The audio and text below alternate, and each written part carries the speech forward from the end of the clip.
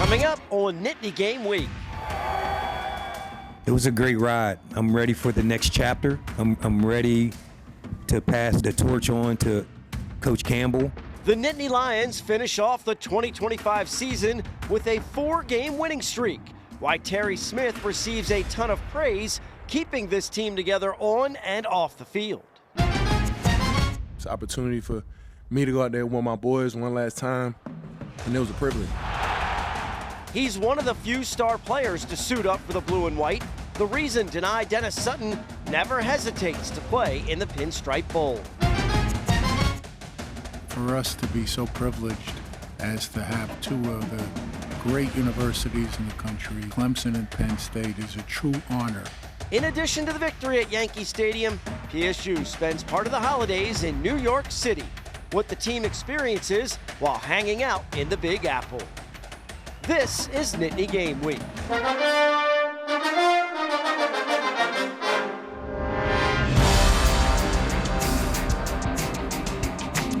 What a long, strange year it's been for Penn State football. New Year's Eve of 2024, the Nittany Lions celebrate a Fiesta Bowl victory over Boise State to advance to the national semifinals. Less than 365 days later, interim head coach Terry Smith and the guys are in New York City for the holidays to hoist the Pinstripe Bowl trophy after beating Clemson 22-10. Hello, everyone, and welcome to Nittany Game Week. I'm Todd Sadowski alongside former Nittany Lions assistant coach Jay Paterno. What a wild and entertaining 2025 campaign. 3 non-conference wins to start, a 6-game slide in Big Ten play with a 4-game win streak to cap it off. Just more evidence, Jay, that you can never be sure what's going to happen when it comes to college football. Well, we talked about last show. You know, a lot of people thought Penn State and Clemson might meet at the end of the year, just not in the Pinstripe Bowl. And I mean, you look at the playoff game. Nobody in August had Oregon, Indiana, Miami, and Ole Miss in the playoffs. So again, that's the beauty of college football. No doubt about it. And joining us now from his home in Pittsburgh is former defensive coordinator Tom Bradley. Tom, sure, it's fun to have those positive vibes with the team after a bowl win. You know why? Because you got to live with it till the whole next year, to the next season.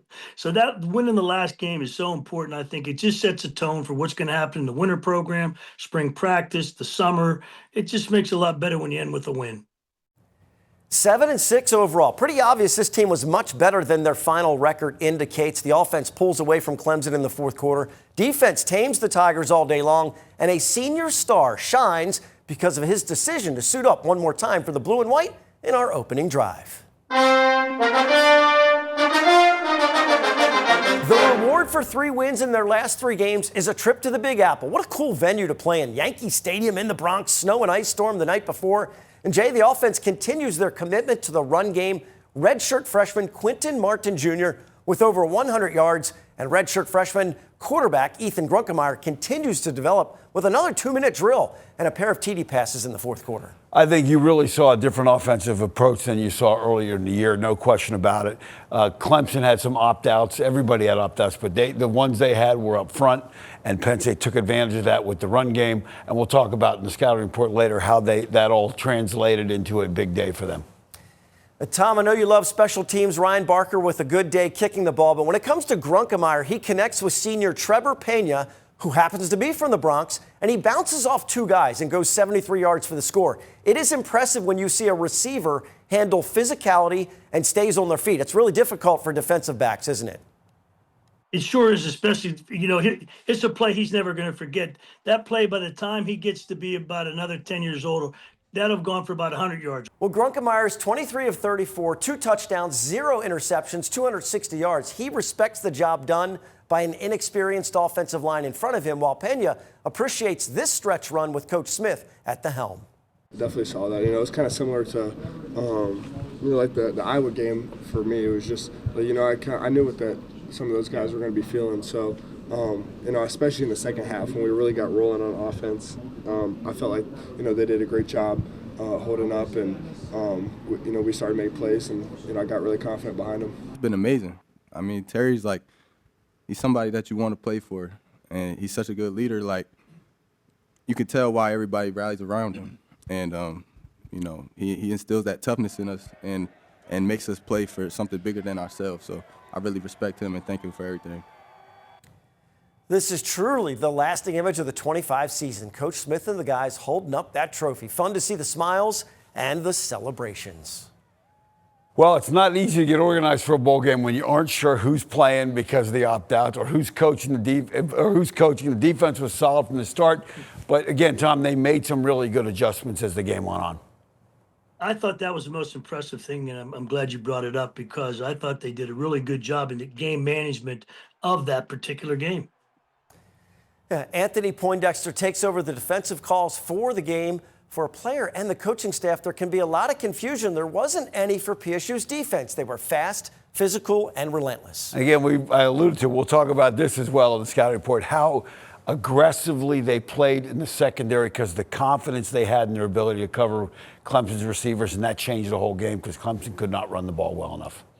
One scoring drive in the fourth quarter is really the only blip on the radar screen. Coach Smith made sure to give Coach Poindexter his props after the victory. Coach Poindexter did an amazing job getting these guys ready. He limited the pass game, completely shut down the run game. He's a great leader. He's a great leader of men. He's a great human being. He's one of the locker room favorites. You know, when you look at staff, players, anyone unanimously in the building is going to vote for Coach Poindexter as that guy. Heck of a performance with so many moving parts and missing pieces, and way too many players opting out on the game on both sides to mention. Dennis-Sutton keeps his promise to suit up and play for the blue and white. And as expected, he's a huge factor in the game with a pair of sacks and the usual intimidating presence. Oh, I thought he was everywhere, and I thought this was great. It was a great message for younger guys when you see somebody that is that point in their career that stays in place for the game. And asked about it afterwards, Dennis-Sutton said, well, there was no decision to make. I love football. I love playing football. I love this program. So it was sort of a no-brainer for me. I don't really comprehend not playing any games. Opportunity for me to go out there with my boys one last time, and it was a privilege. Penn State fans certainly appreciate Denai's attitude and his effort. It's a performance and decision that will always be part of his Penn State legacy. So many positives to discuss from the Pinstripe, including third down conversions. Our scouting report details why they were able to keep the chains moving against Clemson. More Nittany Game Week is on the way. The opening drive is sponsored by R&R Express. Every shipment moved contributes to autism research and inclusion through the Excel Foundation. Learn more at wearerr.com. Nittany Game Week is brought to you by West Shore Home, official partner of Penn State football. Welcome back to Nittany Game Week. A bowl victory at the end of the season helps to carry momentum into the offseason. It also offers an additional game to evaluate when making personnel decisions. Coach Paterno, the new staff coming on board in Happy Valley, has a lot of decisions to make. They'll probably like a lot of what they see from the Nittany Lions' performance in the Pinstripe Bowl. No question. A lot of really good things to look at, especially on defense. Let's start with defense first. Anthony Poindexter did a phenomenal job getting the defense ready to go and did some things that were a little different, a little more aggressive. Here, the key situation in this game were third downs. And here's a third down for Clemson, 3rd and 5. They're going to rush 3. The linebackers do a great job of walling and forcing everything outside. The quarterback has nowhere to go, and Dennis-Sutton, hats off to him for playing, had a great day. He comes off and makes the play. And again, they forced Clemson to punt the ball. Won the situations, did a great job with it. Again, watch him, track him down. He's patient, and when the time comes, he commits. But there is nobody open because they're so aggressive. And let's talk about that on the next thing. They have no problems with the aggressive play on the outside, which then allows them, when Clemson decides they want to run the football, they can bring him off the edge to take the back away. Linebacker's going to step up and then aggressively comes out and tackles Clemson quarterback Cade Klubnik for almost no gain. And Cade Klubnik, easy for me to say, right? Cade Klubnik can run a little bit, did a great job forcing him to go east and west, not north and south. Now, we talk about just the idea that they were not afraid of Clemson's wideouts. Here's a slot receiver against a corner or a cover guy here. This guy, watch him. He will not even break stride, stays flat-footed because he's not afraid of the over-the-top because they knew they could handle these guys. And again, this is the thing that was frustrating for Clemson. They were used to getting these plays, making guys miss and getting big plays. Here they get a gain of 6, and that can be very frustrating. Now, on the offensive side of the ball, another great job in the situations. Third downs. First half, second half, tail of 2 halves, the scoring became much better. A lot more yardage, a lot more passing, and the running game got a little better as the game went. Part of that was the situations. In the situations, they were able to take a team like Clemson that was 9th in the country on third down defense, only giving up 29%. Here they motion the tight end. Here they run what we call a switch route, where they take him over the top, bring him out. We'll see this on the video again, 3-level, and you'll see how effective this is. And one thing that's frustrating for Clemson, they're used to getting off the field. What happened to them was Penn State converted 11 of 19, almost 58%, twice what Clemson was used to giving up, and that allowed Penn State to control the ball for over 33 minutes, and that's one of the keys of this win. And then last but not least, we'll talk about the yards after the catch, and we all remember the big one with Pena, but this is another subtle one here. Here's a play-action pass. Grunkemeyer comes out. He hits a tight end in the flat. He's only about 2 yards downfield. But what ends up happening is the point of tackle, he makes a miss. You'll see on the video, that leads from a 2-yard completion if they make the tackle to now what becomes an 18-yard chunk play, which gets a drive going and keeps the ball moving and really becomes very, very frustrating. So, again, a great day for Penn State in key situations and yards after the catch, and that's why they come back with the win in the Pinstripe Bowl over Clemson. There is something magical about the location of the game during Christmas time and the holidays. The cold weather Pinstripe Bowl is gaining traction as they land 2 marquee names in the college football world. Here we sit 17 years later, having 2 of the top football institutions in the country, 2 perennial top 10 teams, and they're playing here at Yankee Stadium. What a privilege. They write movies and shows and sing songs about New York in the holiday season, and we at the Pinstripe Bowl are delighted to be part of it. Members of both teams are at the New York Stock Exchange the day before the game to ring the opening bell. The Nittany Lions made sure to visit the 9/11 Memorial Site. Definitely a unique venue and city to host a college football bowl game. Up next, our Impact interview. A lot of issues to address when it comes to college football, and we've had some of the foremost authorities on the sport to discuss them. We tackle some of the tough subjects, like a transfer portal that's open with 4 teams still playing. Nittany Game Week returns after this. Impact Interview is sponsored by the Pocono Mountains, where small-town charm meets big adventures. Book your trip today by visiting PoconoMountains.com. We're back on Nittany Game Week. Time for our Impact interview segment. We are fortunate to have the opportunity to have conversations with some of the foremost authorities on the sport of college football. And there are a lot of issues and changes to discuss about the game. So we picked out a few of the subjects on the minds of a lot of fans that we were able to ask and address in the past year. And we start with Big Ten Network analyst Yogi Roth. Now, the transfer portal is open, and there are 4 teams still competing. So I asked Yogi about how do we fix this college football calendar. Coaches leaving teams, obviously that's not okay. Players not being able to be on their teams, that's not okay. I mean, there's the obvious that is not okay. I also looked to the craft and the profession. I don't know how appealing it's going to be to some people that are thinking, do I come down from the National Football League? It's one thing for the money, but to your point of the calendar and the structure, it's a little out of whack. As I play this thing out a couple of years, if you said, okay, put your commissioner cap on, I would urge people to say, how do we make college football entertaining? I believe this, and I hate to say it, but when the season and the games end, a dark cloud comes over our sport. Now, it goes away when the playoff games start again, and it goes away when spring practice starts again and training camp, but it kind of is always hovering. It's hovering around the portal, it's hovering around NIL, it's hovering around coaches leaving. And if you look at, obviously, in the NFL, and this is pseudo-NFL light, look at all the teams now posting photos of their players signing like they just signed an extension in the National Football League. They're signing for their 6-month agreement or their 8-month agreement, whatever might be pending eligibility.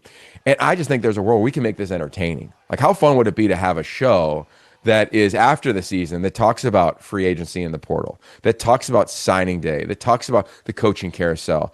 Right now, it's not. And when you're Indiana, Ohio State having signing day the same week of the Big Ten title, the same week that players are announcing that they're going to the portal, as you have to navigate your own roster, I just think it's a gray cloud. And I think the more and more we wait and don't do anything, I think fans are going to get turned off. And I just think that the periphery of the game is going to become one where you're like, I don't want to watch that anymore. And the blue blood fans, they'll always be in because that's what it is. But these other teams that are, call it 30 through 60 in power football, it's hard. I think it's hard. And I think that part gets ignored when all we do is talk about how great the game is and viewership and the numbers. Like, we're not talking about the other 30 teams where life is a challenge, and the calendar doesn't help any of them. So I would urge that to be a huge part of it. I think it would make even more money because of TV and entertainment and all the things. But right now, it's a little bit of a mess, and the academic calendar has a lot to do with that. And that's where I think people on the academic side, like, there has to be a little bit of an adjustment among all and say, okay, the sport has changed. And the degrees, they aren't as valued in my lens as they once were, as much as I value them. I want my kids to value them.